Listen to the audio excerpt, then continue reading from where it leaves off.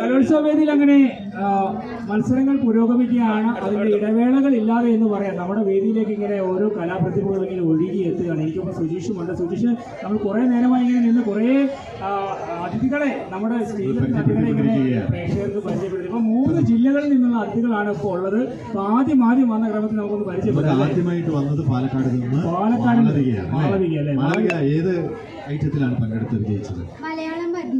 മലയാളം പതി. ശരിക്കും സുവിശേഷം നമുക്ക് ഈ വന്ന കാലഘട്ടത്തിൽ മലയാളമൊക്കെ സ്പഷ്ടമായി അല്ല എങ്ങനെയാണ് പറയേണ്ടത്? സ്പഷ്ടമായി അങ്ങനെയൊക്കെ പറയാനൊക്കെ ഭയങ്കര പാടാണെന്നാണ് പറയുന്നത്. എന്തായാലും മോൾ അതിൽ A ഗ്രേഡ് വാങ്ങി. അപ്പം ഏറ്റവും മികച്ചതായിരിക്കും അല്ലേ പ്രസംഗം കേട്ട് നമുക്ക് ബാക്കിയല്ല. പദ്യം ചൊല്ലി എനിക്ക് തെറ്റി മൊത്തം തെറ്റലാണല്ലോ അല്ലേ? അങ്ങനെ കുഴപ്പമില്ല അല്ലേ? എന്റെ കവിതയാണ് ചൊല്ലുന്നത്. ഉളപ്പമണ്ണ സുബ്രഹ്മണ്യൻ നമ്പൂതിരിയുടെ ഏത് കവിത? നങ്ങേമക്കുട്ടി. മൊത്തം കേൾക്കാൻ സമയമില്ലാത്ത വളരെ കുറച്ച് കേൾക്കാം. 4 വരികൾ.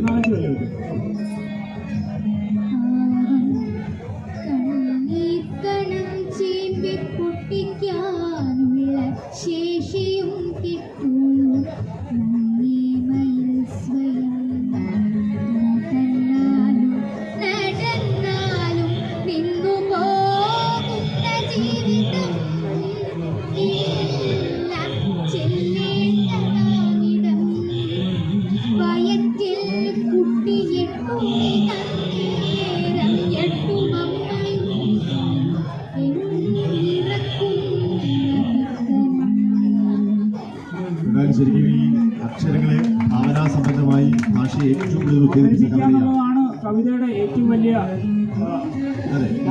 അപ്പൊ അത് വളരെ മനോഹരമായി മോഡലാണ് A ഗ്രേഡ്. വളരെയധികം ഈ നമ്മുടെ കൗമാര കലാസ്ഥാനത്തിന്റെ എല്ലാവിധ ആശംസകളും. വളരെ സന്തോഷം നമ്മുടെ വേദിയിലെത്തി. ഞങ്ങളുടെ പ്രേക്ഷകർക്ക് പങ്കുവെച്ചുള്ള സന്തോഷം കൂടി വിഭാഗത്തിലാണ് സ്കൂള് ഹൈസ്കൂൾ വിഭാഗത്തിലാണ് അല്ലേ? ശ്രീകൃഷ്ണപുരത്താണ് അല്ലേ? ഹൈസ്കൂൾ വിഭാഗത്തിലാണ് മത്സരിച്ചത് അല്ലേ? അപ്പൊ ഇനി അടുത്ത വർഷം എങ്ങനെയാണ് ഉദ്ദേശം? ഗ്രേഡ് കൊണ്ടുപോകലാണ് അതോ ഇത് ശ്രമിക്കാന്നാ? അപ്പം അങ്ങനെയല്ല. ആരാണ് ഇതൊക്കെ ചൊല്ലി പഠിപ്പിച്ചത്? എങ്ങനെയാണ് സ്വയമായിട്ട് പഠിക്കുക? അതിനെ കുറിച്ച് പറഞ്ഞു.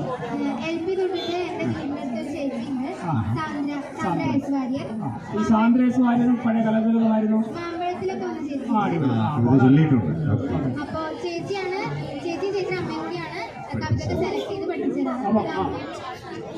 എന്തായാലും മലയാളത്തിന് വീണ്ടും നല്ല മുതൽക്കൂട്ടുള്ള ഒരു പ്രതിഭയായിട്ട് വളരട്ടെ. ഒരിക്കൽ കൂടി ഞങ്ങളുടെ പ്രേക്ഷകർക്ക് വേണ്ടിയിട്ട് നന്ദി പറയുകയാണ്. ഇനി തൊട്ട് പിന്നിൽ മലയാളം കഴിഞ്ഞ് നമുക്ക് പഠിക്കുന്ന അപ്പോൾ ഇംഗ്ലീഷിലേക്ക് കടക്കാം അല്ലേ?